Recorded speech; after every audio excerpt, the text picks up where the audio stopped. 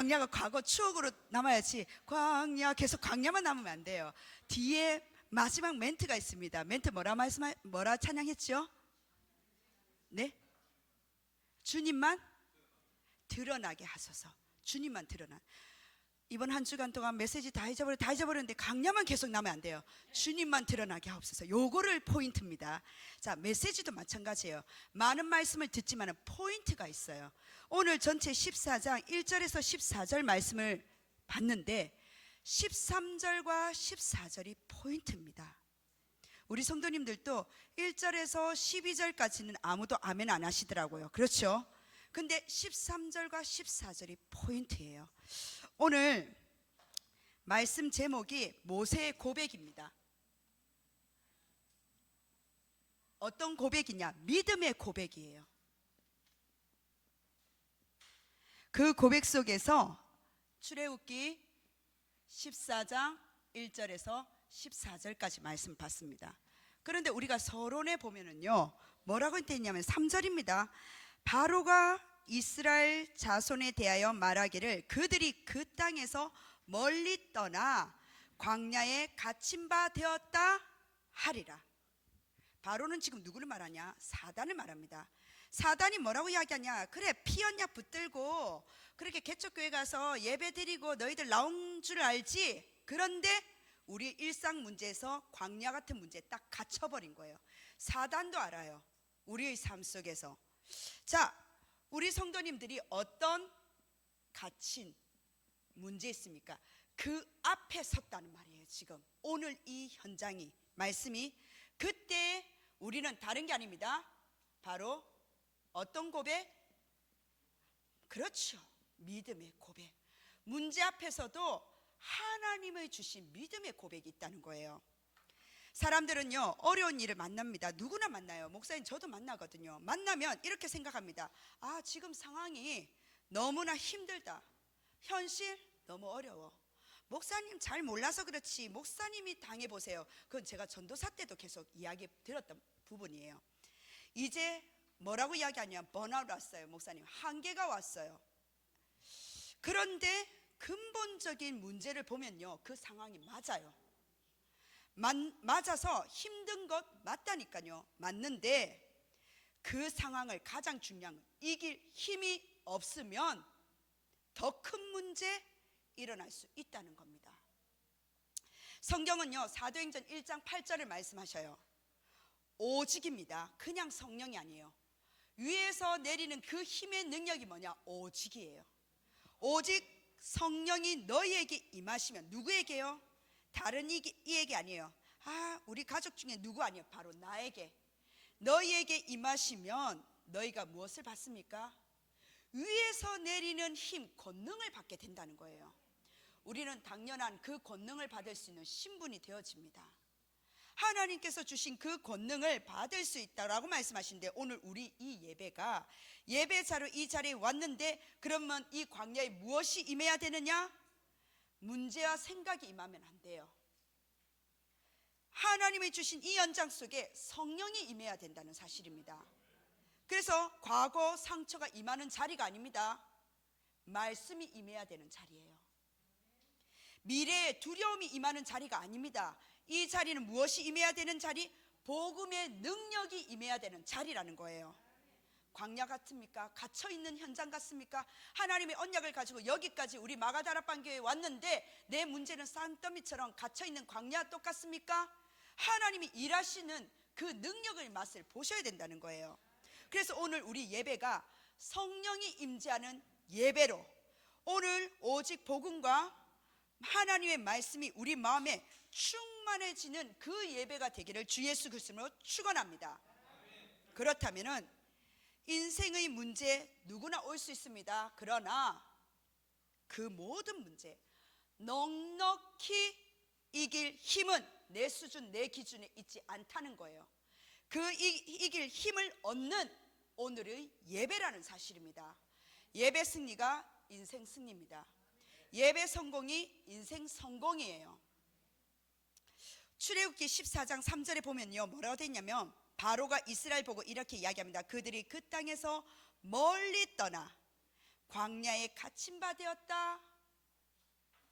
쫙 가서 성공한 이 소식들이 들어와야 되는데, 아차, 떠났기는 잘 떠났는데 피 발라서 예수 그리스도 믿고 가정과 가문에서 이 영적인 저주에서 떠났는데 각자 개인 현장의 광야에서 딱 묶여져 있구나. 바로가 이야기하는 거 아닙니다. 사단이 옳거니 귀에다 딱 붙잡는 거예요. 이것은요, 지금 공간적인 지금 개념을 말하는 거 아니에요. 뭘 말합니까? 상황을 지금 이야기하고 있단 말이에요. 공간적인 이야기도 맞지만은 그 상황을 지금 말을 하고 있는 거예요. 우리 성도님들 어떤 상황에 지금 당면에 있습니까? 우리 신자에게도요, 뒤로 돌아갈 수도 없고 그리고 앞으로 나아갈 수 없는 갇힌 것 같은 진퇴양난의 그 현실이 올 때가 있다는 겁니다. 광야에 딱 갇혀서 지금 홍해라는 문제까지 지금 만났다니까요. 그런데 오늘 본문이 말하는 것은 바로 이겁니다. 이스라엘은 갇힌 것이 아니라는 겁니다. 우리 성도님들이 세계복음을 하는데 갇힌 것이 아니라는 거예요. 교회 건물을 지금 얻는다 얻지 못한다 갇힌 것이 아니라는 겁니다. 하나님은요, 광야를 준비하셨고요, 홍해 앞에 세우셨다는 거예요. 그 사건을 통해서 하나님이 되심을 나타내시겠다는 겁니다. 홍해 앞에서요, 드러난 이스라엘 백성들의 그 영적인 상태, 이것과 그 가운데서 나온 모세의 믿음의 고백이 기록된 것이 1절에서 14절의 지금 말씀이에요.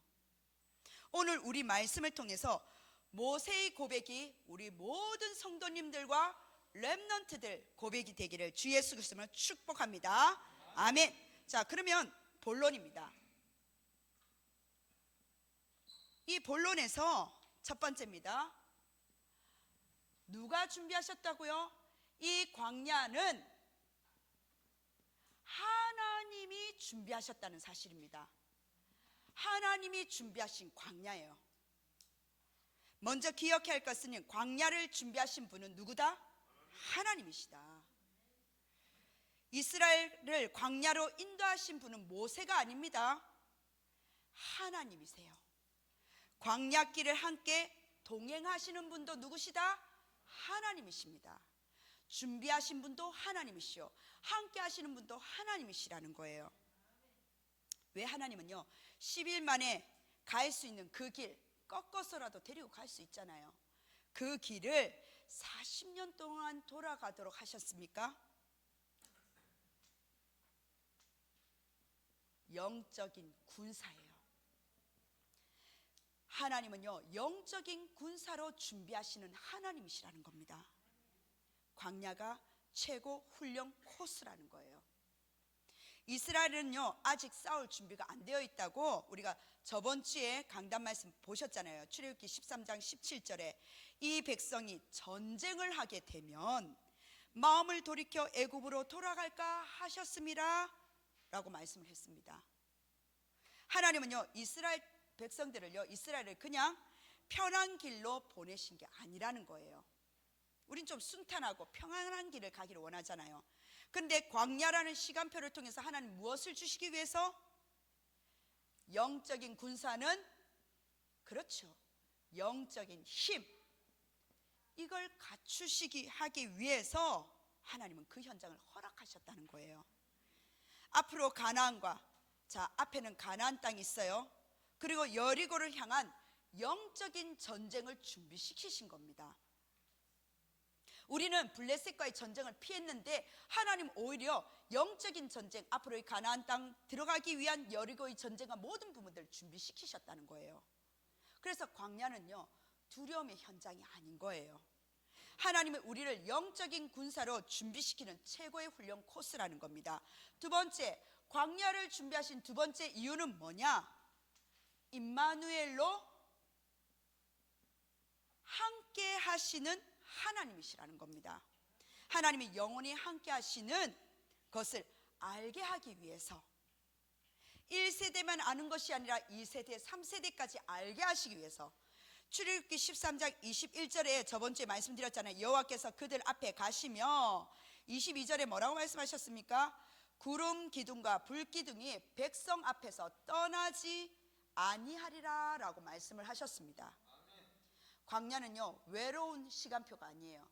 광야는 두려움의 시간표가 아닙니다. 하나님이 나와 함께 하심을 확인하고 체험하는 시간이라는 거예요. 신명기 23장 10절입니다. 신명기 23장 10절에 보면요, 여호와께서 그를 황무지에서 짐승이 부르짖는 광야에 거기서 만나시고 호위하시고 보호하시며 자기의 눈동자 같이 지키셨도다. 아멘. 지키시는 하나님이에요. 하나님이 왜 이 현장 속에 광야에 몰아붙이셨습니까? 우리 체질 때문에도 있지만 여호와 하나님께서 나와 함께 하신다는 거예요. 하나님은 자기의 눈동자로 지키신다는 거예요. 놓치지 않으신다는 겁니다. 우리 순간 놓치면은 그거잖아요. 광야는요, 하나님 만나는 시간이에요. 하나님이 호위하는 시간이라는 겁니다. 하나님이 눈동자같이 지키시는 그 시간에서 우리 인생이 돌아가는 것처럼 삥삥삥 돌아가는 것처럼 세월을 좀 먹는 것처럼 생각할 수 있지만 아니에요. 다 허락한 하나님의 절대 주권 시간표 속에 마치 막힌 것처럼 보이지만 홍해 앞에 선 것처럼 보여도 하나님 입장에서는 무엇을요? 새로운 시작이신 거예요. 임마누엘로 새롭게 시작하시겠다는 거예요. 너와 함께 하시겠다는 거예요. 바로와 애국 관점에서는요, 이스라엘이 홍해 앞에 있을 때 완전히 갇혔다. 야, 저 우리의 밥이다 라고 생각했을 겁니다. 복수할 수 있는 애국 입장에 봤었을 때, 바로 입장에 봤을 때는 그래, 너희들 때문에 우리 장자들이 죽었지, 첫째 아들이 장손들이 다 죽었지, 가만 안 둬. 복수할 최고의 기회라니까요. 그러나 하나님의 관점은요, 애국과 바로의 관점과 완전 달랐다는 거예요. 하나님은 광야와 홍해를 통해서 바로라는 이 사단의 세력과 애굽이라는 세상을 심판하시고 하나님이 여호와이심을 나타내는 시간표였다는 사실입니다. 우리 성도님들 인생을 살다 보면은요, 살아가면요, 홍해라는 문제를 만날 때도 있습니다. 그때 우리는요, 그 문제에 갇혔다, 인생이 갇혔다라고 생각할 때도 있어요. 답답하죠. 나는 끝난 인생이야, 끝이라고 생각할 때도 있습니다. 아닙니다. 하나님은요, 그 시간을 통해서 하나님이 하나님 당신 되심을, 임마누엘이심을 나타내시는 시간이라는 사실입니다. 그래서 광야가 오늘 이 본문이 갇히는 시간이 아니에요. 그 문제 외로운 시간이 아니라니까요. 하나님은 우리를 여호와의 군대로 세우신다고 이미 앞서 말씀을 하셨습니다. 그 시간이 여호와의 군대로 세우는 시간이요, 임마누엘 증인으로 세우시고 전도와 선교의 모델로 세우는 바로 시간표라는 사실입니다. 이것이 바로 망대 여정 이정표의 시간이라는 거예요. 저 사람은 응답받는데 왜 우리 집안에는, 내 가정은, 내 개인은 빨리 응답의 시간표가 안 온다? 아닙니다. 하나님은 여호와의 군대로 이 광야를 준비하신 여호와 하나님께서 우리를 영적인 힘을 얻는 영적 싸움의 비밀을 아는 영적 군사로, 새로운 시작을 하는 임마누엘과 함께하는 그 비밀로 준비하셨다니까요. 큰 세 번째입니다. 네, 금방 설명한 게 바로 뭐냐? 여호와 되심을, 여호와이심을 나타내시는 하나님이라는 거예요. 사단을 꺾으시는. 큰 두 번째입니다. 두 번째, 바로 이스라엘 백성들의 영적 상태입니다. 이스라엘의 영적 상태예요. 성도님들, 이 이스라엘은 누구의 이름입니까? 한 개인의 이름이었어요. 근데 그 개인의 이름에 하나님께서 인본주의를 쓰든 뭘 쓰든 그 개인의 이름을 주신 이유가 개인의 이름으로 묶여지는 것이 아니라 그 이름이 세계복음할 한 나라로 하나님 세우셨다는 거예요. 그런데 그 나라가 사명과 소명과 목적을 잃어버리니 지금 강대국으로서 전쟁만 일으키는 거예요. 세계복음화의 하나님은 한 나라의 그 이름을 한 사람에게 주셨다니까요. 바꿔 말하면 어마어마한 이 세계복음화의 그 언약을 우리 한 사람 한 사람에게, 마가다락방의 전 성도님들에게 이명계약으로 주셨는데, 내가 그것을 놓치면은 세계 뉴스에 뜨는 것이 아니라 하나님의 뉴스에 뜨는 거예요. 아이고, 쟤는 지금 언약도 못 붙잡고 저 한 사람을 통해서, 한 가문을 통해서, 후손을 통해서 세계복음화를 여시겠다는데 내가 그게 안 믿어지는 거예요. 우리 성도님들, 하나님의 주신 세계복음화의 그 언약이 멀리 있는 것이 아닙니다. 바로 나에게 한 사람 한 사람이 다 주셨다는 거예요. 그 언약을 내가 깨닫는 날 세계복음화가 하나님께서는 시작하는 정도가 아니라 시작하셨다는 겁니다. 그런데 이 이스라엘 영적 상태가 두 번째로 보아야 될 것이 어떤 상태입니까? 문제가 없을 때는 다 천하태평, 천국이에요. 천국이에요. 다 괜찮아 보여요. 그런데 오늘 출애굽기 14장 8절에 보시면 뭐라고 되어 있습니까? 이스라엘 자손이 담대하게 나갔습니다. 처음에는요, 담대하게 나갔다니까요. 오늘 본문에 보면은 10가지 재앙도 봤죠. 받고 말하면 기적도 봤어요. 의기양양한 거예요. 하나님의 기적을 체험했어요. 응답 없는 사람 없습니다. 다 응답 체험했습니다. 작고 크게 하나님 살아계심을 체험했습니다. 그런데 9절에 보니 막상 영적 싸움 할 그 현장을 보니 상황이 바뀌는 거예요. 애굽의 말과 병과 마병과 군대가 쫓아온다는 소식이 들리는 겁니다. 앞에는 홍해 문제가 있어요. 뒤에는 애굽 군대가 있습니다. 더 이상 앞으로도 갈 수 없고 뒤로도 갈 수가 없는 상태예요. 문제가 점점 가까이 다가왔다는 거예요. 우리도 마찬가지입니다. 문제가 점점 가까이 올 때 우리 영적 상태예요. 문제가 올 때는 다들 천사처럼 좋다니까요. 그런데 내 기분 나쁘면요, 모든 게 다 지옥이에요. 다 필요 없어. 이 문제 해결해야 돼. 뭐 천국 어디, 임마누엘 어디 있습니까? 영적 싸움, 군대, 그래 하나님 맞는데 이 문제만큼은 해결해 주시면 내가 그때부터 영적 군사로서 준비되겠다고 자꾸 조건부를 거는 거예요. 오늘 이스라엘 영적 상태가 드러나는 장면입니다. 어떤 부분입니까? 첫 번째, 바로 창세기 3장이에요 3장, 바로 나 중심입니다. 어떤 중심입니까? 하나님의 언약을 놓치는 나 중심의 상태로 되는데, 그 상태가 심히 두려운 거예요. 어떤 상태? 두려운 상태인 거예요. 8절에 보시면 이렇게 되어 있습니다. 여호와께서 애굽 왕 바로의 마음을 완악하게 하셨으므로 그가 이스라엘 자손의 뒤를 따르니 이스라엘 자손이 담대히 나갔습니다.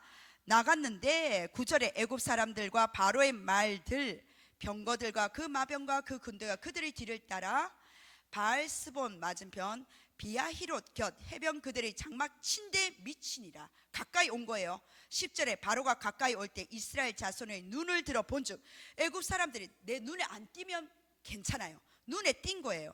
눈을 들어 본즉 애굽 사람들이 자기들 뒤에 이른지라. 이스라엘 자손이 심히 두려워하여 여호와께 부르짖고. 자, 우리는 늘 이런 기도예요. 하나님, 문제가 안 보일 때는 내 영적 상태가 괜찮은지 착각합니다. 그런데 문제가 점점 근접하고 내 눈에 보이면 그때부터 기도 속에 문제가 보이는 것이 아니라 문제 속에 기도로 부르짖는 거예요. 주여, 이 문제를 해결해 주옵소서.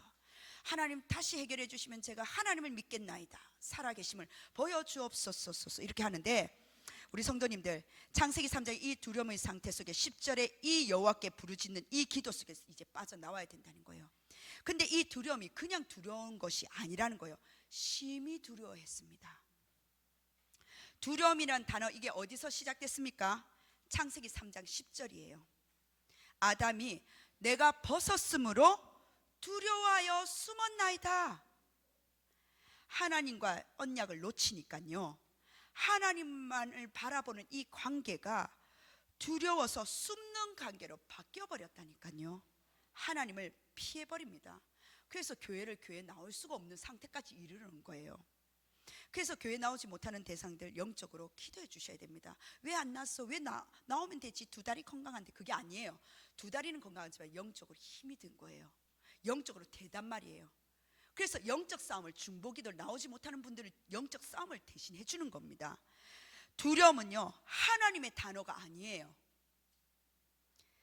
복음을 놓치고 하나님과 멀어지면 모든 것이 두려움과 공포의 대상이 된다는 거예요. 이스라엘은 담대히 나갔지만 실제 문제를 만나자마자 창세기 3장 상태로 돌아왔다는 거예요. 오늘날도 마찬가지입니다. 우리 또한 지금 이 현 시대에 사는 우리에게도 창세기 3장, 6장, 11장 왜 반복적으로 반복이 아닙니다. 지금도 창세기 3장이에요. 3장의 그 피언양을 놓치면 바로 4장의 살인사건이 일어납니다. 나를 죽이든지 상대를 죽이는 미움과 시기와 질투와 모든 부분 속에 분노 속에 사람 죽여버리는 거예요. 말로 죽이고 행동으로 죽이고. 우리 성도님들, 이 현장 속에 뭐냐, 나는 그러므로 두려움이 올 때 뭐냐, 억지로 나는 두렵지 않다. 억지로라도 할 것이 아니라 영적 사인으로 붙잡아야 된다는 거예요. 그 문제 맞습니다. 맞고 맞아요. 맞는데 하나님은요, 그 상대가 아니라 나를 지금 광야에 훈련시키시는 시간표라니까요. 내가 정말 말씀 가까이 있는가? 내가 정말 하나님과 동행하고 있나? 이것을 점검해야 되는 거예요. 그게 나의 광야예요. 시편 23편 4절에 다윗은 어떻게 고백했습니까? 내가 사망의 음침한 골짜기로 다닐지라도 해를 두려워하지 않을 것은 주께서 나와 함께 하심이라. 네, 아멘입니다. 이 고백은 다윗의 고백이 아니라 하나님 오늘 이 시간표 속에 광야 현장 속에 우리의 고백이 되기를 원하시는 거예요. 우리 인생 사는 삶 속에 교회 따로 삶 따로가 아니라 교회와 삶 속에서 일치되는 그 삶의 신앙 고백이 되기를 원하시는 겁니다. 두려움의 답은요, 환경이 아니라니까요. 상대의 변화가 아닙니다. 임마누엘이에요. 하나님이 나와 함께 하신다는 그 사실. 그래서 두 번째, 이스라엘 영적 상태가 어땠다고요? 창세기 6장의 상태라는 거예요. 나 중심에서 어떤 중심입니까? 물질, 바로 사람 중심의 상태라는 거예요. 무엇 때문에? 문제만 오면, 응답이 없으면 뭐 때문에? 저도 언제죠? 토요일이었나 금요일이었나요? 토요일 메시지 받기 전까지 채집사 때문에 이랬다니까요. 그 문제 때문에 갑자기 속에서 아지랭이처럼 살 올라오면서 우리 남편 때문에 이게 딱 오더라니까요. 제가 그렇게 메시지하면서 각인시켜놓고서도 저도 모르게 그 문제가 오니까 원망의 대상을 찾고 있더라니까요. 우리 성도님들 현주소를 점검해 보셔야 됩니다. 그게 진짜 누구 때문이겠습니까? 창세기 6장에 사람 육신 그 중심의 상태인데 11절에 보면요, 이스라엘 백성들은요 모세에게 말합니다. 애굽의 매장지, 바꿔 말하면 뭡니까? 무덤이 없어서 당신이 우리를 이끌어서 이 광야에 죽게 하느냐. 지금 모세 원망하는 거예요. 또 어찌하여 당신이 우리를 애굽에서 이끌어내어 우리에게 이같이 하느냐. 자, 모세에게 완전 퍼붓고 있습니다. 출애굽 하신 분은요 하나님이라고 말씀드렸어요. 광야로 인도하신 분도 하나님이십니다. 그런데 문제가 오니까 하나님이 안 보이는 거예요. 모세를 원망하기 시작합니다. 당신 때문에 이렇게 됐다는 거예요. 이것이 사람 중심이요 상태라는 거예요. 이것이 육신 중심입니다. 문제가 오면 바로 사람을 대상을 원망을 합니다.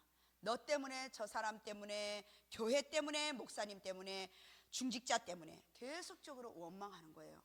물론 현실을 보면은요 사람이 잘못했을 수도 있습니다. 그걸 부인하는 게 아니에요.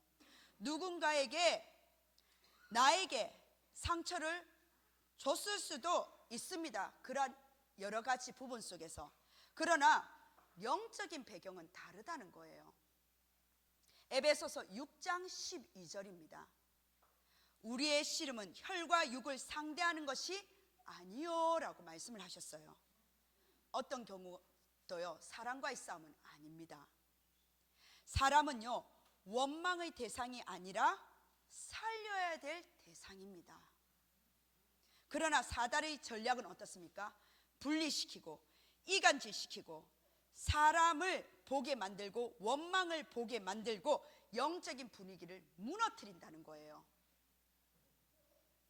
로마서 8장 5절에서 8절이에요. 여기서 보면 육신의 생각은 사망이요 라고 이야기되어 있습니다.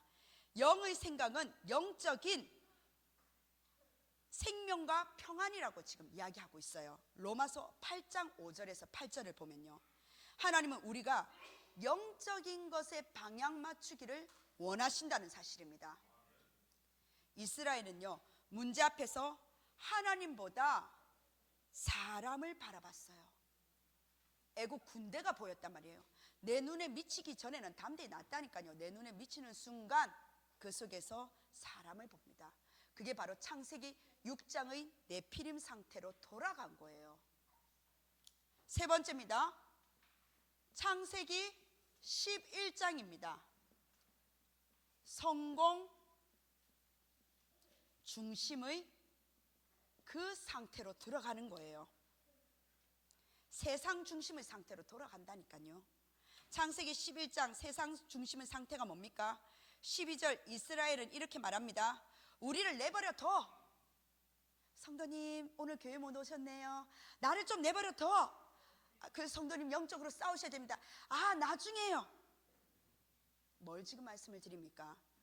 이게 지금 이스라엘 이야기가 아니에요. 하나님은 이 말씀을 교훈으로 우리에게 지금 깨닫게 하시는 겁니다. 우리가 영적 상태가 완전 그렇게 되면요, 날 좀 내버려 둬. 그거 죽는 길입니다. 우리가 애굽 사람을 섬길 것이라. 애굽 사람을 섬기는 것이 광야에 죽는 것보다 낫겠노라. 야, 사단이 그때는 날 그냥 가만 내버려 뒀는데 그리스도 믿으니까 왜 이래 복잡하고 나를 힘들게 만드는지. 그냥 뭘 이야기합니까? 타협과 항복의 상태예요. 항복하겠다는 거예요. 사단 앞에 타협하겠다는 겁니다. 차라리 애굽으로 돌아가자. 이게 세상의 방법이에요. 세상 방법으로 살겠다는 겁니다. 노예로 사는 것이 낫다는 거예요. 우리가 죽을지언정 영적 싸움에서 앞으로 가야 되는데 하나님의 목적과 목표 세계복음만 있는데 그게 귀찮다는 거예요. 빨리 그 자리에서 빨리 물러나고 다른 사람 주고 나는 조금 조용히 있겠다는 거예요. 영적 싸움 하라는 겁니다. 세상적으로 보면요, 전략적인 말처럼 보일 수 있습니다. 왜? 우리가 그렇게 교육을 그렇게 훈련 받았으니까. 살아남는 것이 먼저라고 생각할 수 있어요. 다 귀찮은 거예요. 그러나 하나님의 방법은 아니라는 겁니다. 이것을 보고 노예 근성이라고 이야기하는 거예요.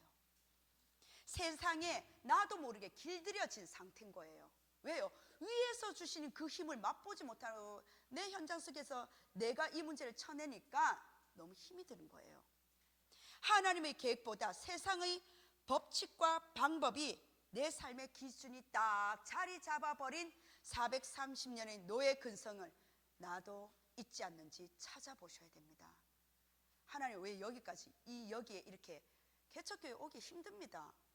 안 그렇습니까? 그렇는데 큰 교회 있으면요, 나갔는지 들어갔는지도 모르고 신방도 한참 있다가 오시고. 큰 교회를 제가 그거 하는 것이 아니라 그만큼 바쁘니까요. 우리 이 조그만 교회도 이렇게 바쁜데 큰 교회는 어마어마하죠. 완전 기업적으로 움직여야 되거든요. 근데 거기서 섭섭하고 찌지고 여러 가지 하는데 거기까지 한참 오기까지 시간이 걸린다니까요. 우리 성도님들, 우리가 살아남기 위한 인생이 아니라는 거예요. 한 번뿐인 인생, 그래 잘 먹고 잘 살아봐야지, 그게 목표가 아니라는 겁니다. 이사야 60장 1절이에요. 일어나라 빛을 발하라. 이는 내 빛이 이르렀고 여호와의 영광이 네 위에 임하여 있느니라. 임하여 이미 있다니까요. 하나님 자녀는요, 모든 것을 회복시키라고 살리는 빛의 자녀를 부르셨다는 사실입니다. 근데 하나님은 우리를요, 영적인 파수꾼을 부르셨는데 파수꾼의 역할을 다 놓쳐버리는 겁니다. 그 앞에 우리 집과 그리고 아파트와 이 지역을, 그리고 영적인 싸움하는 군사가 경비를 봐야 되는데 경비를 다 놓치면 도둑놈이 들어오잖아요. 하나님 영적인 파수꾼을 부르신 거예요. 하나님은 우리를, 나의 현장과 나의 지역을 살릴 빛의 증인으로 세우셨고 누구의 손에? 우리의 손에 맡기셨다는 사실입니다. 그래서 오늘 이스라엘 영적 상태를 보면요, 우리의 근본을 점검해 보라는 거예요. 노예 근성이 있지 않은지, 이스라엘 이야기가 아니라 내 근성이었구나, 불신앙의 체질이 아직 자리 잡혀 있지 않은지, 창세기 3장 6장 11장의 이 영적 상태가 각인뿌리 체질이 되어서 무너져 있지는 않은지. 사단은요, 신자의 신분을 건드리지 못합니다. 우리의 신분을 건드리지 못해요. 그러나 신자의 상태를 노립니다. 우리 상태를 노린다는 거예요. 우리가 복음을 듣고 있어도요, 삶은요 종교생활 할 수 있습니다. 교회 일을 하고 훈련을 받아도 삶은 여전히 두려움 속에 나 중심, 사람 중심, 물질 중심, 세상 성공 중심으로 잡혀 있을 수 있다는 거예요. 그래서 우리는요 오직에 집중하라는 겁니다. 오직 복음에 집중해야 되는 거예요. 그래서 오직 그리스도입니다. 오직 하나님 나라가 임재하셔야 되는 거예요. 오직 하나님의 영, 성령 충만함 속에 우리의 영적 상태가 바뀌어야 된다는 사실입니다. 그래서 세 번째 고백이에요. 세 번째 모세의 고백. 세 번째로 이 모세의 고백이 14장 13절에서 14절입니다. 이게 우리의 고백이 되셔야 돼요. 출애굽기 14장 13절과 14절입니다. 14장 13절과 14절이 모세의 고백이지만 우리의 고백이 되셔야 되는 거예요. 이스라엘은 두려워하고요, 원망하고 타협하려 했지만 모세는 언약을 고백했다는 거예요. 첫 번째 뭐냐? 하나님의 절대 언약. 바꿔 말하면 바로 오직 복음. 뭐라고 고백했습니까? 이스라엘이 두려워하고 원망할 때 이때 절대 언약을 했는데 두려워하지 말라라고 성경에 지금 나와 있어요. 13절에 보시면은 13절 보시면 그렇게 돼 있죠. 너희는 두려워하지 말고 라고 돼 있습니다. 모세는요 상황보다 언약을 먼저 본 거예요. 그리스도는 모든 문제 해결자이심을 봤다는 말이에요. 두려워하지 말라고 말합니다. 모세가 무엇을 믿고 이렇게 말했습니까? 뒤에는 애국 군대가 있어요. 쫓아옵니다. 앞에는 홍해가 있습니다. 현실적으로 두려워할 수 있는 우리의 상황입니다. 근데 모세는요 이 상황을 본 것이 아니라 하나님의 절대 언약을 봤다는 거예요. 그 본자가 되기를 바랍니다. 우리의 절대 언약은요 오직 복음이에요. 예수 그리스도께서 십자가에서 모든 문제를 완전히 해결하셨고 죄와 사망의 법에서 우리를 해방하셨고 하나님 만나는 그 길을 여신 바로 흑암의 세력을 꺾으신 완전 복음이라는 겁니다. 흑암 세력이 꺾이는 그 세계 복음의 그 능력을 체험해야 된다는 거예요. 예수님을 그리스도로 믿고 영접할 때 우리의 신분은 사망에서 어떻게 해요? 생명으로 옮기셨다고 말씀하셨잖아요. 그래서 두려워하지 말라라는 겁니다. 그 문제가 아니란 말 아니에요. 그 문제에 두려워하지 말라라는 겁니다. 이것이 단순한 위로가 아니라 복음의 선포예요. 두 번째, 절대 계획입니다. 바로 오직 기도입니다.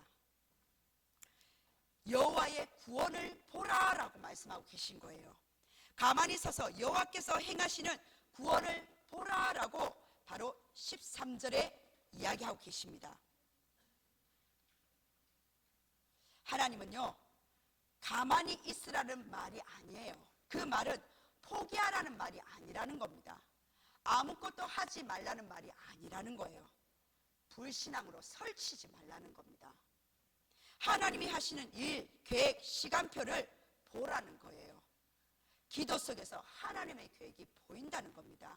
그래서 우리 성도님들이 아침에 하나님이 위에서 주시는 그 힘을 회복하고 낮에 사람을 그 만남 속에 하나님의 계획을 보고 밤에 하나님을 주신 그 삼집중 속에 그리스도의 작품을 보라는 겁니다.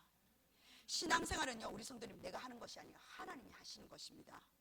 하나님께서 하셔야지 하나님께서 하시는 그것이 바로 최고의 전략이라는 거예요. 하나님 하시는 것을 보시라는 겁니다. 내가 뛰어나다고 해결될 문제가 아니에요. 하나님이 하셔야 됩니다. 하나님 나라의 그 일이 시작되면요 우리가 생각지도 못하는 문이 열립니다. 하나님이 문제와 상황의 주인이 되시면요, 하나님이 다 일사천리로 처리하신다는 거예요. 그러면 우리는요, 문제 앞에서 먼저 복음의 망대를 세워야 된다는 거예요. 하나님이 행하시는 그 구원을 보면서 기도 속으로, 오직 기도 속으로 들어가라는 겁니다. 여호와의 구원을 보라는 거예요. 세 번째, 절대 응답입니다. 하나님의 절대 응답이 바로 오직 전도와 선교라는 겁니다. 여호와께서 싸우시리라, 바로 14절에 말씀하고 계시잖아요. 하나님이 직접 역사하신다는 거예요. 홍해가 갈라지고 하나님 작품이 나타나고 그 증거가 전도와 선교의 문이 된다는 거예요. 뭐냐? 시대 살리는 응답으로 온다는 겁니다. 재창조의 응답이 오는 거예요. 빛의 경제가 오는 거예요. 만남의 축복이 열려지는 거예요. 영원한 작품의 응답이 일어나는 증거가 오기 때문에 말씀 성취가 일어나는 전도와 선교가 일어나는 겁니다. 여호와께서 너희를 위하여 싸우시리라. 하나님 직접 역사하시는데 이것이 바로 절대 응답 중에 응답입니다. 아무도 막을 수 없는 거예요. 응답은요, 아무도 막을 수 없는 거예요. 하나님의 응답은 막을 수 없고 빼앗을 수가 없다는 거예요. 결국 하나님은 홍해를 가르셨습니다. 이스라엘은요, 마른 땅을 건넜어요. 이 마른 땅이 바로 비로소 하나님의 작품입니다. 하나님의 목적은요, 가나안 땅에 입성하는 거예요. 그 자리에서 죽으라고 말씀하시지 않았어요. 메시아 오실 땅, 바로 그리스도. 흑암이 꺾이는 세계복음화가 하나님의 목적이라는 거예요. 그래서 우리의 기준이 237, 5천 정도 TCK, NCK, CCK 지금 다가오지 않더라도 하나님 다가오는 그 축복을 누리기 때문에 계속적으로 우리 입술에 믿음으로 고백하는 겁니다. 홍해 사건은요, 하나님의 절대적인 작품이에요. 갇힌 것처럼 보였지만 이 홍해가 하나님의 영광을 나타내는 바로 이정표라는 겁니다. 세계복음화의 하나님의 이정표라는 거예요. 그래서 우리 성도는 문제가 끝이 아니에요. 홍해는 끝이 아니라 작품의 시작이구나. 나의 문제는 작품의 시작이구나. 하나님은 이 홍해를 통해서 여호와의 군대로 세우셨고 이스라엘을 임마누엘을 체험하기 위해서 허락하셨구나. 그래서 애국과 세상 앞에 하나님의 영광을 돌리는 겁니다. 결론입니다. 하나님 우리에게 주신 결론이에요. 어떤 결론입니까? 복음의 망대를 시작하는 7포인트라는 겁니다. 7포인트로 하나님의 복음의 망대가 시작되기를 바랍니다. 하나님은요, 모세 한 사람을 사용하셨어요. 홍해를 본 사람이 아닙니다. 우리는 언약을 본 사람이에요. 그게 모세예요. 문제를 본 사람이 아닙니다. 하나님의 계획을 본 사람이에요. 그게 모세예요. 현실에 묶인 사람이 아닙니다. 하나님의 응답에 확신한 사람이었습니다. 하나님은 지금 이 7포인트 사람을 찾고 계신다는 거예요. 그래서 우리는 이 복음을 가지고 어떤 자입니까? 가진 자예요. 그걸 보고 남은 자라고 이야기합니다. 우린 이 복음을 가지고 누리는 자입니다. 그것을 보고 남는 자라고 이야기합니다. 복음을 누리는 남는 자, 렘넌트를 찾고 계시는데 복음을 아는 자입니다. 바로 우리가 바로 남을 자예요. 엄청난 이 언약이 앞으로도 어마어마한 언약이 있기 때문에 다른 것이 이제는 하나님 필요 없을 정도로 먼저 그의 나라와 그의 의를 집중할 정도로 복음 속에 사는 하나님께서 복음의 깊이를 아는 자로 남을 자로 하나님 세우셨다는 거예요. 그리고 마지막 복음을 깊이 아는 남길 자로 하나님께서 복음 속에 사는 남길 자로 우리를 세우셨다는 겁니다. 하나님께서 그 렘넌트를 만드는 이 7포인트로 시작할 하나님께서 그 시작으로 이런 제자를 찾으신다는 거예요. 그리고 남길 자를 찾고 계신다는 사실입니다. 우리가 7포인트 중에 4가지 포인트를 이야기했는데 말씀을 마무리하겠습니다. 하나님은요, 광야를 통해서 무엇을 하셨다고요? 제자를 준비시키십니다.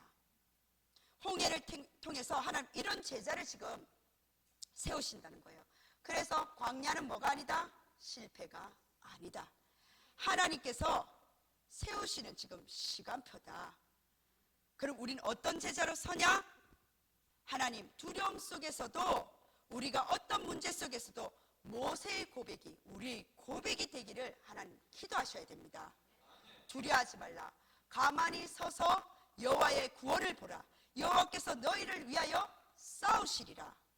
이 언약 붙잡고 7포인트의 시작이 되는 참된 제자가 되시길 주 예수 그리스도로 축원합니다. 아멘. 기도하겠습니다. 하나님 감사합니다. 오늘 또 우리를 예배자로 불러주셔서 감사합니다. 하나님 강야와 홍해 앞에 선 것 같이 이 상황 속에서도 하나님 우리를 준비시키심을, 우리와 함께 하심을, 하나님의 영광을 나타내신 줄 믿습니다. 하나님 우리의 영적 상태가 하나님 완전히 불신의 이 체질에 머물지 않고 모세의 고백이 우리의 고백이 되어지게 하여 주옵소서. 두려워하지 않고 여호와의 구원을 보며 하나님이 사실적으로 싸우시는 절대 응답을 누리는 우리 전 성도님들이 되어지게 하여 주옵소서. 감사드리며 살아계신 예수 그리스도 이름으로 기도드립니다. 아멘.